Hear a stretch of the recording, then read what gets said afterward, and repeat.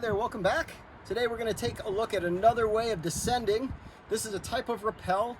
It's commonly called a macrame, used in canyoneering, used in an alpine environment. It's also been popularized as an equivocation hitch. Now this particular technique that I'm going to show, I don't recommend it as your primary or go-to technique. If you do need to rappel in a place where there aren't anchors, it's better to leave something behind if that's in line with the allowances of the area.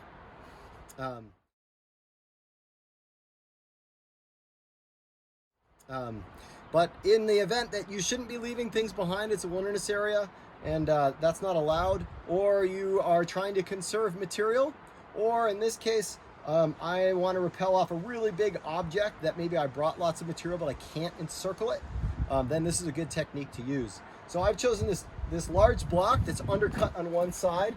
It's unquestionably strong. It's several thousand pounds. And it's not on, a steep bedrock surface with gravel underneath it, so it can't slide. And the next thing I'm going to do is make sure that one end of my rope is down already. So my other climber has been lowered down this pitch, and they're at the bottom.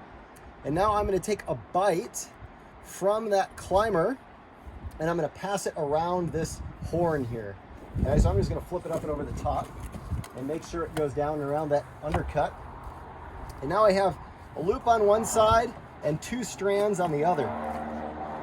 And what I'm going to do is I'm going to take the strand that's underneath and pass it through that bite. Okay? And now I'm going to take this next strand and pass it through that bite. So it's kind of like a daisy chain for those first two moves. And now I'm going to pull down on this other strand to cinch that up. So now here the pattern is, every time I pull down on a strand, that's the strand I'm going to pass through the previous bite. So I just pulled on this strand, so I passed that through the previous bite.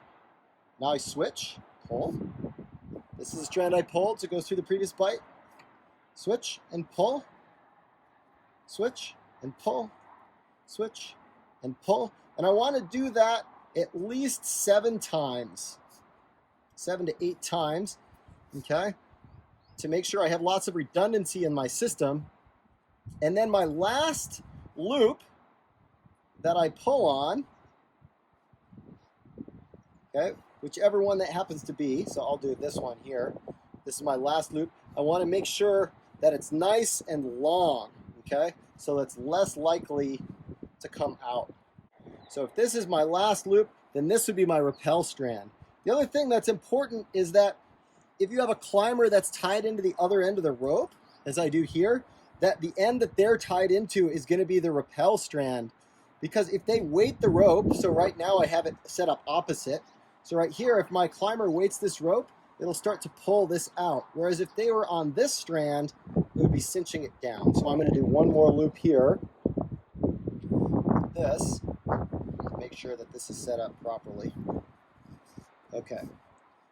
There we go. So now I make sure that I've got at least 9 to 12 inches of tail. Here is good, as long as this isn't going to get hung up on roots and things. And now cinch that in nice and tight. Okay. So now this is the strand that I'm going to attach to for the rappel.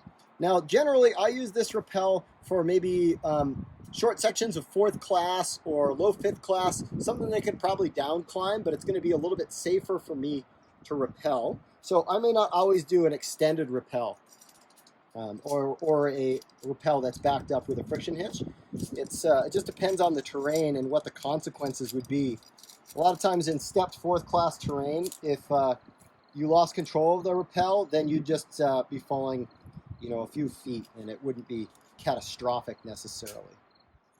Okay, so now I've loaded my device up, making sure I've loaded this up on the proper strand. If it's safe to do so, if you got a big ledge, you can do a quick bounce test, and check this out, make sure it's good, and then down you go.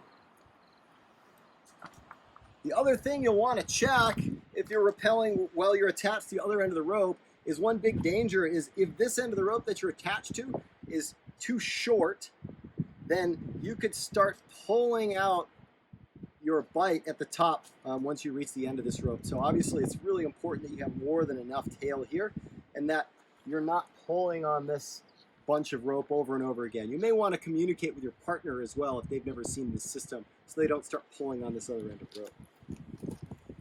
So let's say we've just finished our pitch here, and now I'm down safely. So I'm going to take this device off,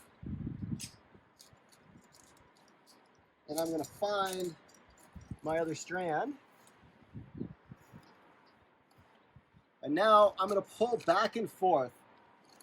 When I pull back and forth, what you'll see is the loop will come out, and then each individual loop will come out as I swap back and forth between these other poles. So first loop's coming out now, and now back and forth and back and forth, back and forth, okay? And now here comes the bite of rope around the rock and back down to me. So it works really well for something that might otherwise have a lot of friction on it, where you don't want to pull the whole rope around that object. Usually that could be a rock, but it could also be a big tree that has a lot of friction with its bark.